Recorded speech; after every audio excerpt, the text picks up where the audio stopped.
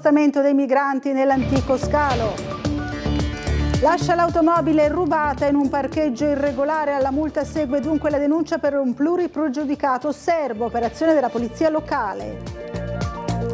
1544 studenti triestini oggi alla prima prova dell'esame di maturità, tracce su Pirandello, Ungaretti e i diari, ci hanno spiazzato, dicono ci aspettavamo altro.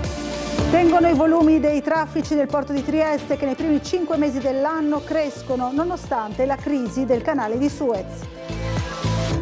Con l'intesa Comune di Trieste Edison Next, 20 milioni di investimento per la nuova illuminazione pubblica cittadina, si punta a un risparmio annuo del 71%.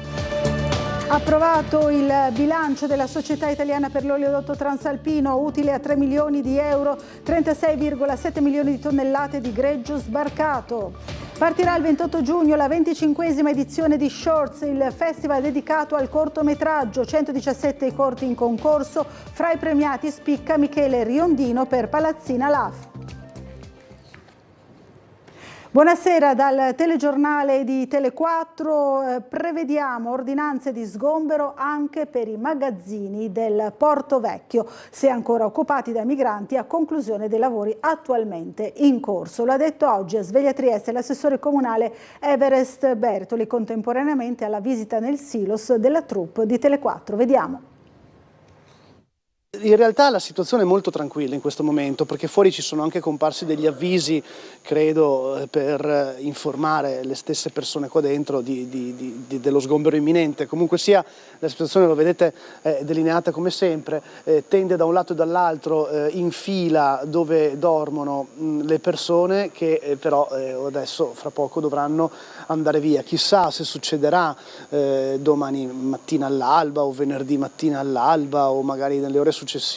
Vedo altri topi, tra l'altro, che stanno sgattaiolando da un lato all'altro della fatiscente struttura. L'operazione di chiusura del silos è ormai questione di ore. Siamo entrati forse per l'ultima volta nella fatiscente struttura con ancora i migranti che dormono all'interno delle tende e già molti di coloro che vivevano nel silos si sono spostati nei magazzini di proprietà del comune in Porto Vecchio. Ma in merito a questo si è espresso questa mattina a Sveglia Trieste l'assessore al bilancio Everest Bertoli. Del silos, appunto, è l'esempio plastico di quello che non vogliamo che succeda in Porto Vecchio. Per questo abbiamo scelto il partenariato pubblico-privato, perché non possiamo immaginare che un immobile si venda e poi venga venduto e poi rimanga per 20 anni in pieno degrado, perché poi il degrado attira queste cose. Sappiamo benissimo, e lo anticipo già, insomma, che così se qualcuno vuole polemizzare, che i magazzini del Porto Vecchio, non appena verrà approvato il progetto definitivo, dovranno essere sgomberati immediatamente e cominciare l'opera di rigenerazione urbana. Non possiamo assolutamente pensare che diventino appunto il silos 2, 3, 4 e 5, dovranno essere consegnati sgomberi e quindi assolutamente ci saranno delle ordinanze che provvedimenti. Tra l'altro in Porto Vecchio ci sono anche dei lavori in corso. Dove in questi momenti? Cioè, dove si sta lavorando in Porto Vecchio? In questo momento si sta lavorando nella fila nel viale tra la prima e la seconda fila di magazzini, insomma, il cosiddetto viale monumentale, che dovrà essere consegnato. I lavori dovranno essere consegnati e terminati entro il 2026 perché sono fondi PNRR.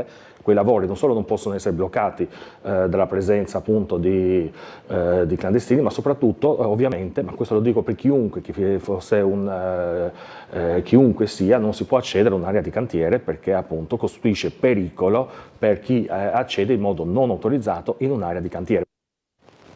E sempre sulla questione migranti, bene Campo Sacro per l'alta rotazione, ma servirebbe allestire il punto accoglienza in via Flavio Gioia. Così ha rimarcato ieri sera durante l'approfondimento del TG di Tele4 il presidente di ICS Gianfranco Schiavone. Sentiamolo.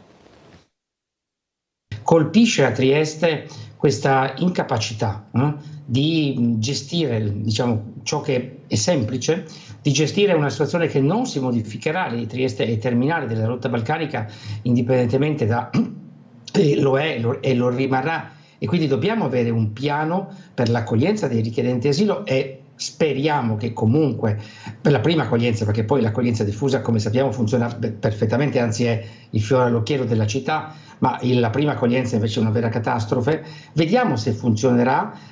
Una cosa certa che sappiamo già non funzionare, perché non c'è nessuna intenzione di aprire un dibattito a Trieste su questo, e qua di nuovo scontiamo una grandissima chiusura mentale, devo dire una grandissima ottusità, e che non si aprirà alcuna struttura per coloro che sono in transito. Coloro che sono in transito sono il 70% delle persone che arrivano a Trieste. È stato individuato pure un posto assolutamente fattibile, come sappiamo, che è l'ex mercato coperto di Via Gioia, ma io non ne faccio una questione di posto, può anche essere un altro, ma questo tema è accantonato. Quindi al momento vedremo se la questione richiedenti asilo verrà risolta, ovvero la legge verrà rispettata dopo essere stata disattesa da 2 anni. E già sappiamo che invece l'altra parte invece al momento ci si rifiuta pure di affrontarla. Insomma, il quadro pur vedendo questo piccolo miglioramento tutto da capire, il quadro rimane un quadro di straordinario grigiore, devo dire. La cronaca: un pluripregiudicato è stato denunciato dalla polizia locale per il furto di un'automobile che aveva incautamente lasciato parcheggiata in divieto di sosta. Vediamo. Da una sanzione per divieto di sosta alla scoperta di un furto d'auto. Il pomeriggio del 3 giugno scorso un agente della polizia locale di Trieste ha notato una Mercedes in divieto di sosta in via del Pollaiuolo e ha lasciato sull'auto il consueto avviso sul parabrezza.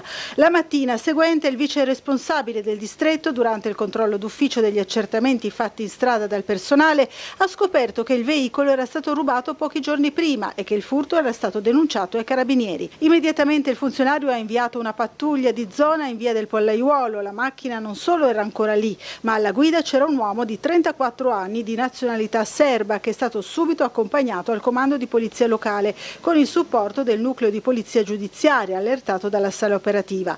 La Mercedes rubata è stata presa in custodia. In caserma è poi emerso che l'uomo era un pluripregiudicato. È stato denunciato per riciclaggio e per non aver esibito il permesso di soggiorno. Gli agenti hanno provveduto poi a restituire il veicolo al proprietario.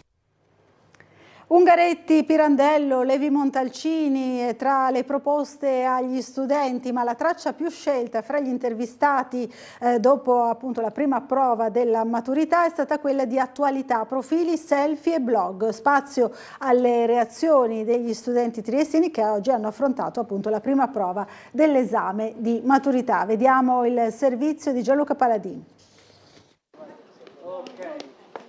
Conclusa la prima prova, sì. Allora come è andata innanzitutto? Allora, è andata bene, tracce un po' così, pensavo uscisse l'intelligenza artificiale, che è un tema attuale, invece no, sono usciti una cosa sui diari, una cosa sul mondo che è imperfetto, però è andata molto bene, speriamo, cioè questa è la mia impressione. Bene, bene, un po' difficile.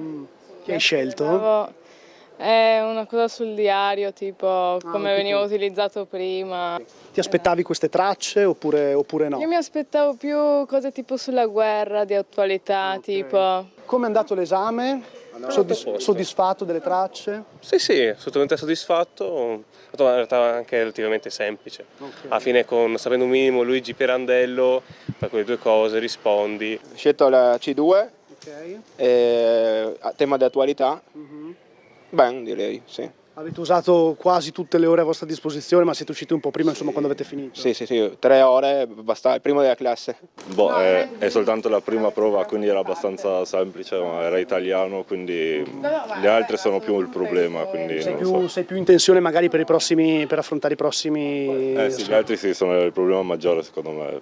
Questo qua era il più semplice. Chi hai scelto? Quello di Pirandello. Sì, Luigi Pirandello. Ho scelto una prova in cui bisognava parlare un po' di quello che sapevi e elaborare una delle poesie che ha fatto, penso. Sì. Come è andato l'esame e la prova di oggi? Non è difficile, ma ce l'ho fatta, spero che domani sia facile. E allora in bocca al lupo per le prossime. Grazie. Contento per questa prima prova? Sì, ho gestito, penso, bene il tempo, sono contento. Sì. Spero bene. Ti aspettavi le tracce che sono uscite? No, no, onestamente no. E quindi quale hai scelto? Ho scelto una traccia che parlava del diario, c'è la differenza, diciamo, nella parte moderna e antica, come veniva, diciamo, utilizzato il diario e ho scelto, diciamo, quello. Nuovo stop delle autorità egiziane alla cooperazione giudiziaria con l'Italia nella vicenda di Giulio Regeni. Secondo quanto emerso nell'udienza a carico di 4007 egiziani nei giorni scorsi, la Farnesina ha trasmesso ai PM di Roma una nota della Procura Generale d'Egitto in cui si afferma che è impossibile eseguire le richieste di assistenza giudiziaria per far ascoltare nell'udienza di oggi 4 testimoni egiziani. Nonostante tutto l'impegno profuso dalla Procura e nonostante le richieste formali che sono state poste in essere dalla Farnesina, è innegabile l'ostruzionismo egiziano che pare a questo punto insormontabile, ma che anche per le argomentazioni che abbiamo sentito dal pubblico ministero è del tutto illegittimo. Così ha affermato l'avvocato Alessandra Ballerini, legale dei genitori di Giulio Regeni, a margine dell'udienza del processo a carico di 4007 egiziani, oggi svolta nell'aula bunker di Rebibbia. I volumi dei traffici nel porto di Trieste tengono, anche se pesa naturalmente la crisi di Suez, calo del 10,5% per quanto riguarda i container. I dati dei primi 5 mesi dell'anno sono stati diffusi oggi insieme a quelli del porto di Monfalcone. Vediamo.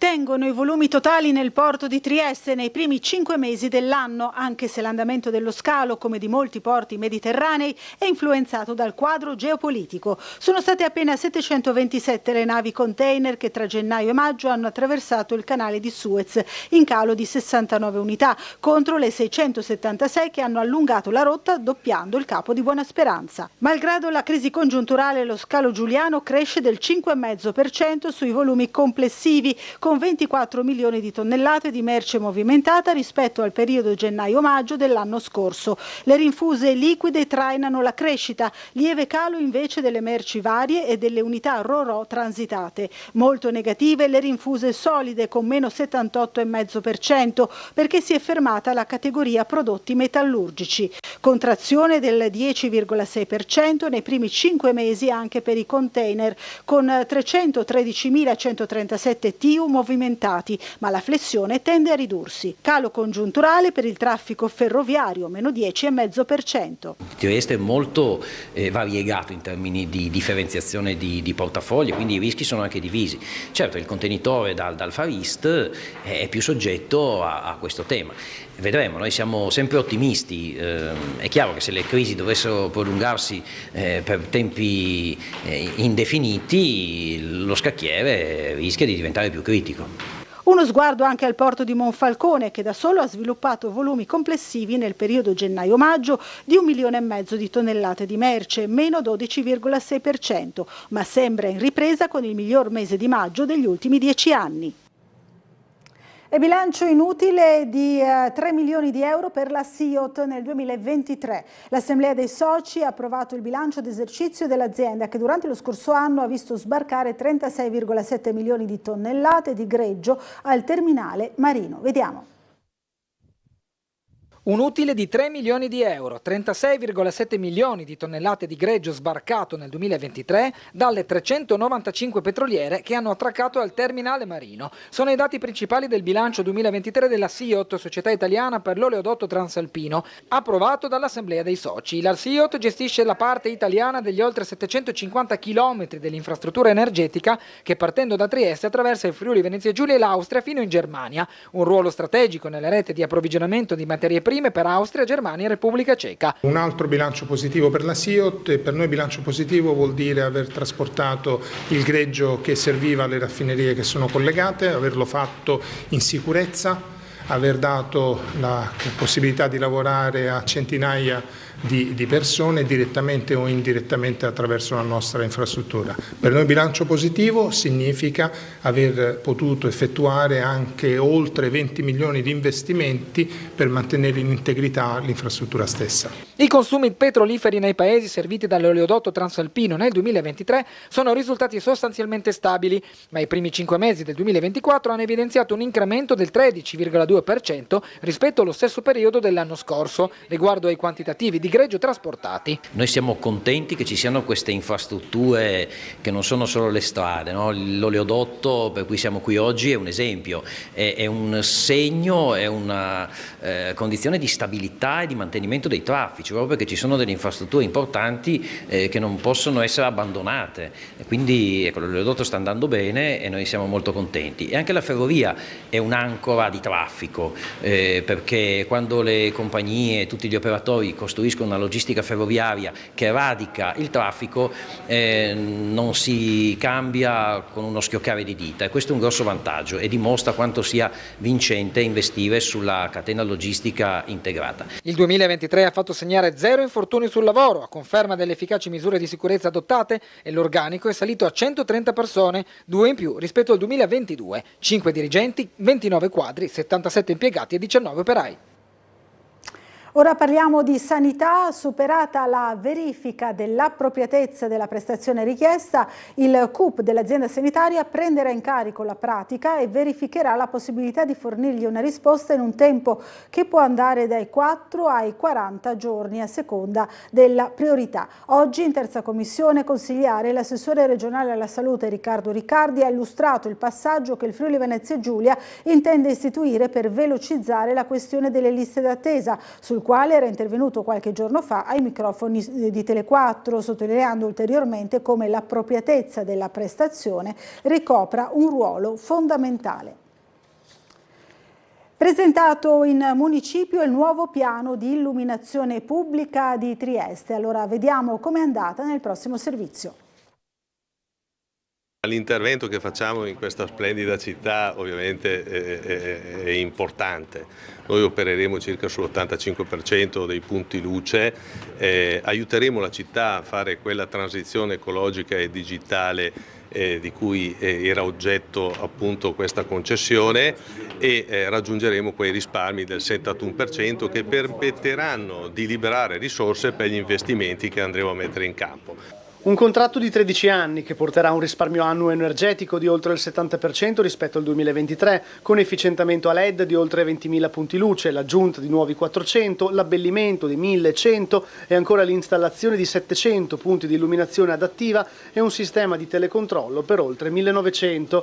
Investimento complessivo di quasi 20 milioni di euro. Sono i numeri presentati al Municipio di Trieste sull'illuminazione pubblica cittadina, con il nuovo partenariato pubblico-privato tra Comune ed Edison Next, definito per una città smart e sostenibile. Con questi investimenti, una concessione di circa 71 milioni di euro per 13 anni e investimenti esclusivamente totalmente a carico del privato per 26 milioni di euro, trasformiamo e facciamo diventare la città di Trieste non solo una città green, ma soprattutto la facciamo diventare la prima città smart in Italia. I cittadini che beneficeranno del nuovo servizio saranno circa 200.000, con la gestione di tutti i 26.000 punti luce presenti in città. Saranno sostituiti 235 quadri elettrici, riqualificati 60, sostituiti 1.300 sostegni, estesi 30 nuovi chilometri di linee elettriche interrate, oltre a manutenzione ordinaria e straordinaria delle infrastrutture e impiantistica. L'accordo prevede anche il potenziamento di oltre 200 sistemi di videosorveglianza e lettura a targhe, nuove centraline per il controllo della qualità dell'aria e del meteo, sistemi smart per parcheggi e ricariche per veicoli elettrici. Per la mobilità urbana saranno realizzati 50 attraversamenti pedonali luminosi e dispositivi acustici per i non vedenti su 38 incroci. Per l'arredo urbano, infine, saranno fissati 470 proiettori e apparecchi dedicati a progetti di illuminazione artistica e architettonica. Sono stati 407 gli agenti che oggi hanno giurato al termine del 225° corso di formazione per allievi della Polizia di Stato. La loro, ha sottolineato l'assessore regionale alla sicurezza Pierpaolo Roberti, è una missione prima ancora che una professione. Vediamo. Agenti in prova del 225° corso, lo giurate voi? È un giuramento che è un gesto simbolico ma ha un significato altissimo.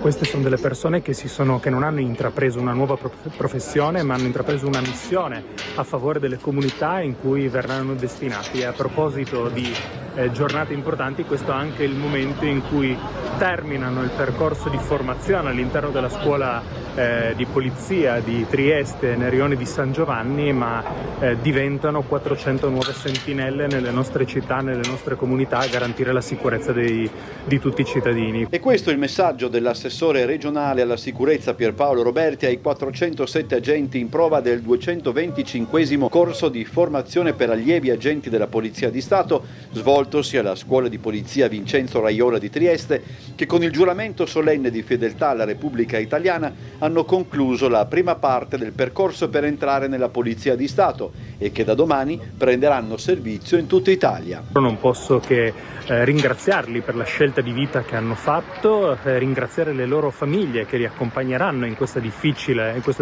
percorso e ovviamente augurargli buon lavoro. Alla cerimonia hanno preso parte tra gli altri il prefetto e il questore di Trieste Pietro Signoriello e Pietro Stuni, il sindaco del capoluogo regionale Roberto Di Piazza e rappresentanti delle forze armate e dell'ordine. L'auspicio è che molti degli agenti diplomatici rimangano in Friuli Venezia Giulia. La scuola di polizia lavora a pieno regime. Abbiamo appena assistito al giuramento di questo corso, ma in realtà già il corso successivo è iniziato, quindi se non saranno questi saranno fra altri 6 mesi degli altri.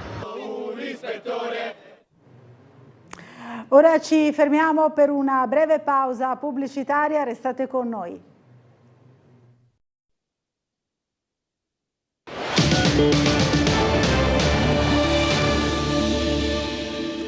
Aumentare i posti disponibili e rivedere i criteri d'accesso a Ricrestate, queste le richieste al Comune da parte di alcune famiglie. Vediamo. Rivedere i criteri d'accesso al servizio di Ricrestate con attenzione alla continuità, ai ragazzini con disabilità e a progetti mirati all'età preadolescenziale. È quanto chiedono alcuni genitori di bambini e ragazzi che si rivolgono al servizio estivo del Comune. Escludono completamente quello che è il criterio che noi chiamiamo della continuità, cioè di tutti quei ragazzi che durante l'inverno frequentano il SIS, che è il servizio sempre messo in campo dal Comune, o che frequentano il ricreatorio invernale. In questa esclusione del criterio della continuità, che una volta mi dicono c'era, e anche i 104 ne risentono, quindi tutti i ragazzi che hanno problematiche di diverso tipo sono esclusi. Il criterio della 104 non c'è proprio. Ringrazio già il Comune perché la prossima settimana saremo a colloquio con l'assessore De Blasio e esporremo appunto queste criticità viste da noi utenza, in modo da avere un dialogo costruttivo con il Comune e se possibile rivedere un attimo queste graduatorie, anche perché un altro criterio che va a incidere molto sulla frequenza da Ricrestate è che a parità di punteggio entra il bambino più piccolo. Tutti i ragazzi che hanno un fratello o una sorella della prima elementare, seconda elementare e terza elementare entra di diritto tutti e due i minori. Per chi invece non ha un fratello più piccolo, una sorella più piccola, viene escluso. I consiglieri d'opposizione Richetti dei 5 Stelle e Salvati del Partito Democratico appoggiano la protesta e annunciano nuove azioni. Se da una parte abbiamo la problematica di preadolescenti che non possono per legge essere lasciati soli a casa, c'è poi il mondo della 104, cioè il mondo della disabilità, che è completamente escluso e questo a mio avviso è veramente grave. Visto che andremo il prossimo mese a luglio alla variazione di bilancio dove ad oggi risultano 8.300.000 euro di avanzo libero, noi chiederemo che gran parte di quella parte dell'avanzo libero venga destinato per accogliere un maggior numero di utenti e quindi di bambini. E l'ultima cosa, questo sì che lo faremo quest'anno, chiederemo già a partire da novembre-dicembre di ritrovarci in modo da costruire i criteri di cui parlavano giustamente le mamme sin da subito e non trovarci per l'ennesima volta con i criteri già stabiliti. E il Comune è già impegnato ad aggiornare i criteri per le domande e i punteggi per accedere a Ricrestate, ma il numero degli ammessi è legato sempre alla capienza delle strutture. E la replica dell'assessore all'educazione De Blasio, sentiamolo. Allora, intanto voglio premettere il massimo impegno che l'amministrazione comunale pone sul servizio Ricrestate e in generale sui servizi estivi, perché li ritiene passaggio e momento fondamentale per i bambini, per i ragazzi e per le famiglie della città. Già nella commissione della scorsa settimana abbiamo preannunciato che stiamo lavorando per aggiornare e revisionare i criteri di domanda, di punteggio e in generale i criteri di ammissione proprio per rispondere alle richieste che ci provengono. Occorre tenere conto tuttavia che il numero di ammessi è vincolato per ragioni di sicurezza alla capienza massima delle strutture. Il criterio attuale che ha generato alcune segnalazioni che sono pervenute è quello legato alla precedenza che è stata data ai bambini più piccoli. Questo per seguire un criterio che c'era anche negli anni scorsi, ma come dicevo prima intendiamo fare un ragionamento più complessivo, più ampio e andare ad aggiornare e rivedere i punteggi e i criteri di ammissione. Presentata nella sede della Fondazione CR Trieste la 16ª edizione del progetto di socializzazione anziani che si protrarrà fino a febbraio del 2025. Vediamo.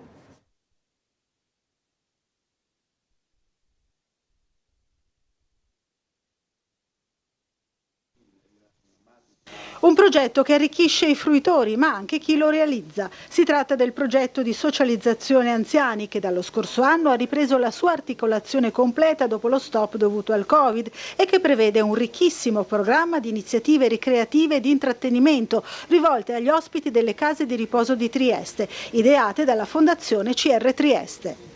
Sono 100 spettacoli, 20 concerti, ma soprattutto sono 200 persone che entrano dentro queste residenze ad animarle con la loro arte, con la loro capacità di bellezza, ma anche con la loro gratitudine per fare musica o fare spettacolo che è dentro la loro passione, e vengono ricambiati in una reciprocità che solo dentro un rapporto umano può accadere. Questa è la grandezza di questa iniziativa. Grazie alla consolidata collaborazione con l'Armonia andranno in scena ben 100 spettacoli in 20 residenze cittadine. Una gioia che ritorna perché vedi e senti le emozioni di queste persone, scateni probabilmente delle memorie con delle canzoni, con delle scenette che noi portiamo appunto in questi 100 appuntamenti che facciamo nell'arco di 10 mesi, ed è veramente una soddisfazione ed è un'emozione anche per noi. Portare il nostro teatro in dialetto, la musica, le canzoni del cuore, le canzoni triestine o quelle del passato, tutte legate da un tema che può essere il giro turistico, possono essere le donne o può essere l'ambientazione al Pedocin, e danno veramente uno scambio di emozioni. Gli studenti dei conservatori Giuseppe Tartini e Glasben Amatiz di Trieste faranno vivere agli ospiti momenti di vera emozione collettiva con i loro concerti. Oltre a esprimere i loro valori, le loro emozioni, ricevono una grande emozione nel suonare davanti agli anziani e danno la possibilità a loro di gioire dei momenti che altrimenti per loro sarebbe difficile da avere nelle sale da concerto. I nostri ragazzi, oltre al fatto di esibirsi in pubblico, imparano, diventano subito grandi, è un'iniziativa dal punto di vista sociale estremamente importante per loro. Al ricco programma si aggiungono anche le trasmissioni di Tele4 strutturate ad hoc per gli ospiti delle residenze cittadine. A Rossetti domani e venerdì andrà in scena L'Acqua Cheta, l'operetta di Giuseppe Pietri, prodotto dall'Associazione Internazionale dell'Operetta. Lo spettacolo vede la partecipazione di alcuni fra gli interpreti più apprezzati del panorama triestino. Vediamo. Ultime prove al Politeama Rossetti per Acqua Cheta, l'operetta di Mario Pietri, prodotta dall'Associazione Internazionale dell'Operetta, che torna ad animare le serate dell'estate triestina. In scena giovedì 20 e venerdì 21 giugno, Acqua Cheta rappresenta, se vogliamo, un ideale ponte fra la tradizione dell'operetta italiana e quel genere tutto nostro, la commedia musicale che avrebbe avuto in Garinei e Giovannini e nella loro straordinaria produzione l'esempio più facile da richiamare alla mente. Tratta da una commedia di Augusto Novelli, andata in scena la prima volta nel 1920, l'operetta racconta la vicenda, consueta se vogliamo, dei maneggi che una ragazza mette in atto per impalmare il proprio innamorato, fino a lieto fine. L'Acqua Cheta è forse una delle più belle operette italiane, la musica è straordinaria e finalmente si parla del nostro bel paese, proprio l'operetta dell'Italia e delle famiglie italiane, quindi venite a vederla. La FVG Orchestra è diretta da Romolo Gessi, lo spettacolo vede la regia di Andrea Binetti, che sarà anche in scena assieme ad Ilaria Zanetti, Giacomo Seguglia, Alessio Colautti, Gualtiero Giorgini, Marzia Postogna e Michela Vitali. Quindi questo appunto lo spettacolo domani e dopodomani a Rossetti, mentre la 25esima edizione di Shorts International è stata presentata oggi alla Casa del Cinema. 117 le opere presentate dal 28 giugno al 6 luglio. Vediamo. L'edizione 2024 di Shorts International Film prenderà il via il 28 giugno per chiudersi 9 giorni dopo il 6 luglio. 7 le sezioni in cui saranno distribuite le 117 opere presentate. Maremetraggio, 45 corti provenienti da 43 paesi, Shorts Express, Italia in Shorts, Shorter Kids and Teens, i selezionatori hanno fra gli 8 e i 15 anni per questa sezione, Shorts Immersive, Shorts Comic Marathon e il focus sul cinema turco, cui vanno ad aggiungersi 5 opere selezionate dalla European Film Academy. Come sempre però, Shorts non si limita ad essere una vetrina, ancorché ricchissima di corti, premi, masterclass e proiezioni testimonieranno anche il lavoro del cinema italiano attraverso alcuni suoi protagonisti. Il premio Cinema dell'Anima andrà all'animatore Simone Massi, Cinema del Presente a Damiano e Fabio D'Innocenzo, il premio Prospettiva a Carlotta Gamba, interpreti del presente Isabella Aragonese e Michele Riondino. Michele Riondino che è diventato regista con Palazzina Laff, che ha già fatto 3 Davide Donatello, e vi assicuro, non ve lo potrei dire, che tra qualche giorno riceverà anche dei nastri d'argento. Ritorna la sezione Campolungo che guarda il crescente percorso di Laura Samani fra cortometraggi e film. Regista triestina, Piccolo Corpo, grandissimo film 3 anni fa a Cannes e poi ha vinto dei premi, e i suoi 2 corti. Si salta dal corto al lungo, che vuol dire? Quindi tutto un percorso creativo che Laura Samani, autrice fra le più importanti delle nostre più giovani, racconterà. La manifestazione, fra l'altro, conferma un appuntamento molto sentito, destinato, par di capire, a rinnovarsi di anno in anno. L'immancabile Esterno Giorno, la passeggiata cinematografica guidata dalla critica Elisa Grando, che martedì 2 luglio dalle 17:30 attraverserà il centro cittadino per scoprire come Trieste al cinema possa trasformarsi in una città da fumetto, nella cornice perfetta per un mystery o un noir, in una metropoli contemporanea e persino nella New York degli anni 50.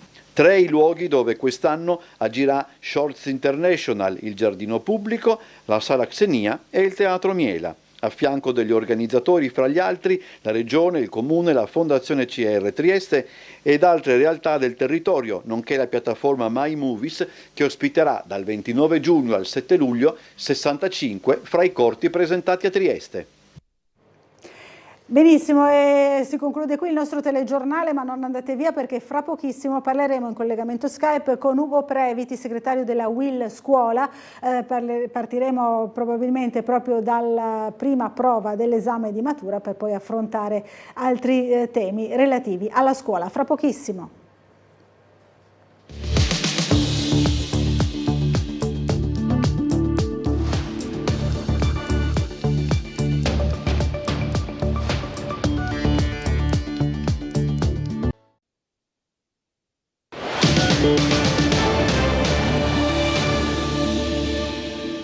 Allora, bentornati in diretta, siamo in collegamento Skype con il segretario della Will Scuola, Ugo Previti. Buonasera e grazie di essere qui. Buonasera a voi e grazie a voi. Allora, oggi la scuola, il mondo della scuola, lo sa, insomma, lo mettiamo spesso sotto i riflettori. Oggi lo è di suo perché sono iniziati gli esami di matura, il rito, insomma, dell'esame di maturità, e quindi oggi la prima prova, le tracce del tema di italiano. Ormai le prove sono differenziate, lo sappiamo, però insomma siamo un po' ancorati al vecchio cliché. Ai vecchi esami, sì, no? Ai vecchi esami, sì. La cosa è bella perché i ragazzi in questi giorni si preparavano, stavano insieme. Forse è il momento più importante, forse sicuramente non si rendono conto che stanno attraversando forse il momento più importante della loro vita, il momento che se lo ricorderanno per tutto il loro percorso della loro vita. È un momento bellissimo, pieno di tensione per loro, pieno di tensione anche per i vari commissari per tutti gli operatori che lavorano a scuola, dal collaboratore scolastico ai presidenti di commissione, alle commissioni interne, esterne. È qualcosa di vedere questi ragazzi tutti agitati che si presentano come alla cena di matura, belli eleganti, vestiti, tesi, poi alla fine li vedi, dopo le 6 ore, chi è riuscito a farlo prima, ma chi è riuscito entro le 6 ore, più rilassati, più contenti. Qualche traccia se l'aspettavano, no? Pirandello, Certo, sì. per cui si sono preparati, ma è un periodo bellissimo per loro che se lo dovranno ricordare per tutto il loro percorso della loro vita. Qualche traccia se l'aspettavano, qualcun'altra di meno, forse si aspettavano qualcosa sulla intelligenza artificiale di cui si parla tanto, ma magari sarà una traccia dei prossimi anni, chissà, vedremo. Insomma, sicuramente l'intelligenza artificiale ormai c'è, bisogna entrarci dentro, capire e sfruttarla per il verso giusto e non per altri scopi. È importante, sì, però bisogna saperla sfruttare e utilizzarla nel modo giusto. Oggi è stata anche la giornata della notizia, insomma se ne parla da tempo, no? Dell'autonomia differenziata delle regioni che è legge, no? Ne abbiamo parlato più volte anche proprio in collegamento con lei, Previti. Sì, l'autonomia differenziata, sì. Ogni regione, allora, diciamo che noi siamo contrari, perché noi siamo convinti che la scuola deve essere di carattere nazionale, gli indirizzi devono essere a carattere nazionale. Abbiamo dei problemi, secondo noi, perché la scuola, l'indirizzo, l'autonomia, la didattica deve essere uguale per tutti. Perché attorno alla didattica poi ci sono altri piccoli satelliti, che poi non sono piccoli, perché sull'autonomia c'è la scuola, c'è gli organici. La sentiamo a Previti, sì, ma non riusciamo a vederla, forse sì, mi sono perso io, sì, scusate. Si è scollegato il video, diciamo sì, così. Sì. Adesso cerchiamo di ripristinarlo se possibile. Allora no, si è un attimo interrotto, allora si stava parlando proprio di autonomia differenziata e sui giornali magari andiamo a leggere qualcuna delle notizie che sono state diffuse, ad esempio dopo l'ok del Senato la Camera, allora un attimo solo, la Camera ha dato il via libera definitivo al DDL Calderoli con 172 sì, 99 voti contrari e un astenuto. Il testo in 11 articoli definisce le procedure legislative e amministrative per definire le intese tra lo Stato e quelle regioni che chiedono appunto l'autonomia differenziata nelle 23 materie indicate nel provvedimento. Nel frattempo siamo riusciti a ripristinare rapidamente il collegamento video con il nostro ospite, però non lo sentiamo, non so se c'è qualche problema di microfono. Eccolo qua, adesso mi sentite? Sì, perfettamente, benissimo, sì. Abbiamo ripristinato il tutto. Intorno all'autonomia differenziata, intorno alla parte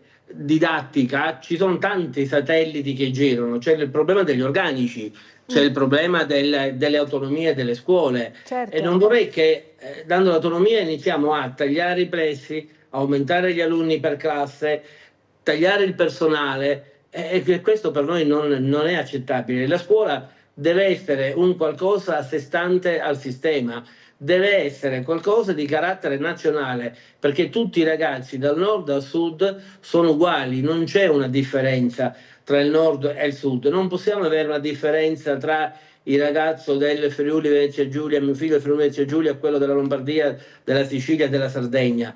Devono partire tutti dalla stessa linea di partenza. È chiaro. Poi dopo Questi si vede. Sono per cui, le cose maggiori, i punti maggiori, insomma, che voi paventate, no? Con questa certo, ma c'è anche nuova. l'organico che facciamo. Noi siamo convinti, specialmente anche nella nostra, dobbiamo a livello nazionale, ci stiamo battendo per abbassare il numero degli alunni per classe, ma non è un problema per aumentare i posti di lavoro, è un problema di didattica, di offerta formativa. Noi abbiamo nella nostra nazione, nella nostra regione, tanti ragazzini stranieri, e se riuscissimo a lavorare con 14-15 alunni, credetemi io che sono a scuola, che si lavora in un modo diverso e non 20-22. Il modo di approcciarsi con i ragazzi è totalmente diverso. Avere 22 ragazzi in una classe e averne 15-16, ma specialmente nell'infanzia primaria, dove è il ragazzino che cresce, per cui ha bisogno di avere il docente, il maestro che lo segue. 15 alunni, 12 alunni, non sono gli alunni quando ero io a scuola dove si stava tutti in riga. Adesso i ragazzi sono per fortuna più svegli, più capaci, più recettivi, per cui hanno bisogno di più attenzione. No, e più attenzione sicuramente. Previti, non è soltanto per una questione di personale docente, c'è anche il personale ATA, no? Soprattutto, ecco. Ma pensate una cosa, la persona che entra a scuola, ma una qualsiasi, la prima persona che incontra è il collaboratore scolastico. Questa persona, insieme al docente per il suo compito, è anche un educatore. Non è solo il bidello che pulisce, ma non è così, è un educatore. Spesso e volentieri dal collaboratore scolastico si va per parlare, per confessarsi, per discutere, per chiedere qualche consiglio. Per cui il mondo della scuola, la comunità scolastica è un pezzo forte dei nostri ragazzi e dobbiamo tenercela a cara, dobbiamo anche renderla un attimino autonoma anche economicamente. Se vogliamo avere un po' di autorevolezza e di rispetto, dobbiamo aumentare gli stipendi a tutto il personale, così com'è non si può andare avanti. E oltretutto, ma non solo nella nostra regione, ma anche a livello nazionale, noi abbiamo tanti precari. È inutile che facciamo concorsi come si sta facendo adesso, a luglio-agosto, concorsi. Hanno finito il periodo della scuola, i docenti, e già sono a fare i commissari d'esame, non solo per gli esami di maturità, ma gli esami al concorso, e questi dureranno fino a luglio e agosto. Come si può pretendere che una persona mattina e sera, noi abbiamo nella nostra regione abbiamo quasi 1600 concorrenti alle primarie e all'infanzia, raggruppiamo diverse regioni e non si può andare avanti, non si può far lavorare la gente in questo modo. E credetemi, lavorare, molti dicono stanno 18 ore, non è vero, perché un docente, un personale ATA sta molte più ore per preparare la lezione, per stargli dietro, e poi il turnover si riesce a coprire con l'emissione in ruolo a stento il turnover dei pensionamenti. Ecco. E alla fine dei conti noi in regione avremo, se i conti possono essere qualche decina in più, decina in meno, quasi 3.500 precari tra personale docente e personale tecnico amministrativo e ATA.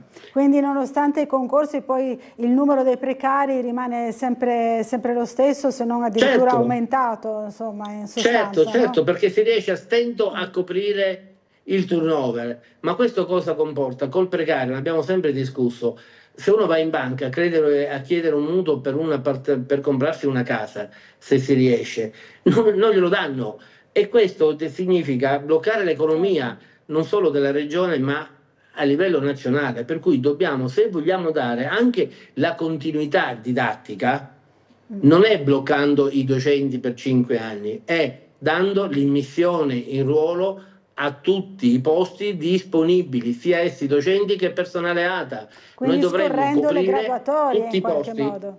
Scorrendo le graduatorie esistenti in questo senso. Certo, scorrendo, ma uno che ha fatto 15 anni di precariato, poi per un motivo o un altro può sbagliare una domanda perché c'è il collega che gli fa e viene bocciato, e questi 15 anni, 10 anni che ha insegnato, li buttiamo via? Chiarissimo. No.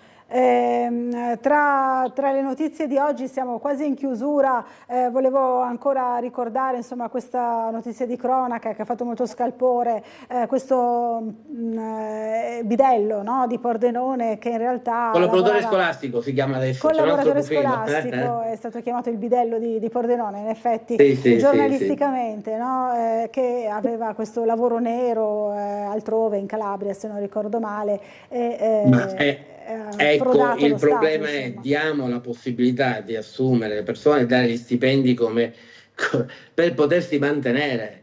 Non difendo questa persona perché ha fatto qualcosa di scorretto e ci mancherebbe altro, per amore del cielo, ma non è solo nel mondo della scuola, dobbiamo stare attenti su queste cose, per cui paghiamo bene le persone e vedete che non fanno altri tipi di lavoro, controlliamo. Il lavoro nero c'è, ma non è solo nella scuola, è in molti altri settori.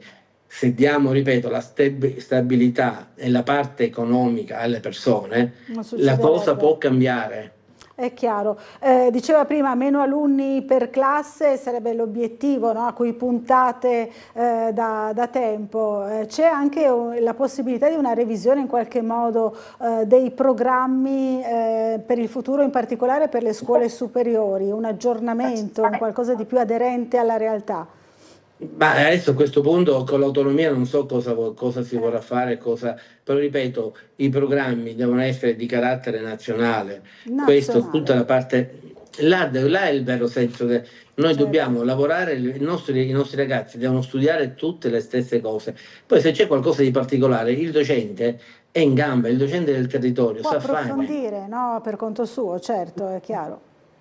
Abbiamo l'autonomia didattica e amministrativa della scuola, utilizziamola, quella c'è, non ha bisogno di altri tipi di autonomia che sono solo, dal nostro punto di vista, non fanno bene alla scuola. La scuola deve star fuori dal sistema nazionale della parte economica, non è, la scuola spesso e volentieri la usano come bancomat. Abbiamo bisogno di soldi, aumentiamo gli alunni, togliamo il personale, mandiamo a casa a luglio e agosto il personale, perché spesso e volentieri molte supplenze terminano il 30 giugno, luglio e agosto sono disoccupati, ma noi diamo la disoccupazione a queste persone, allora li facciamo lavorare a scuola, diamo la possibilità a questi di prepararsi, di studiare facendo dei corsi. Grazie Ugo Previti, torni presto a trovarci in collegamento per approfondire i temi della scuola, grazie molte. Grazie a voi, buona serata e buon lavoro. Grazie a tutti voi che ci avete seguito, buon proseguimento di serata.